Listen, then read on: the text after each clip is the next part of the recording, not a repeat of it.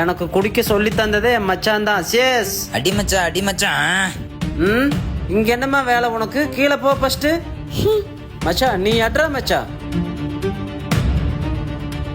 இங்க பாரு, உங்க அப்பா 100 200 காசு கேட்டா குடுத்துறாத. குடுத்தீங்கன்னா கண்டிப்பா குடிச்சிட்டு தான் வரும். பாப்பா பாப்பா காசு இருந்தா 100 ரூபா கொடுமா. குடுக்காத, குடிக்கிறதுக்கு தான் காசு கேக்குறாரு. குடிக்கல இல்லம்மா தங்கம், டீ செலவுக்கு தான். அப்பாவுக்கு அப்பப்ப பசிக்கலம்மா. என்கிட்ட காசுலாம் இல்ல, போங்கப்பா. ஒருவேளை அப்பா உண்மையாவே பசிக்குதான் காசு கேக்குறாரா? அவர் காசு கேட்டது மனசு கஷ்டமா இருக்கே.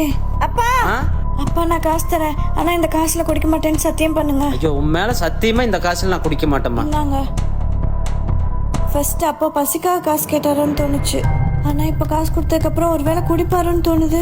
அம்மா நான் வந்துட்டேன். உங்க அப்பாவுக்கு கையில காசு குடுத்தியா? ஆமா, ஏன் குடிச்சிட்டாரா? அம்மாடி நீ கொடுத்த காசுல போய் நான் கயிறு கட்டிட்டு வந்துட்டேன். இனிமேல் குடிக்க மாட்டேன். என் பொண்ணு மேல சத்தியம் பண்ணிட்டு நானே குடிப்பேனாமா?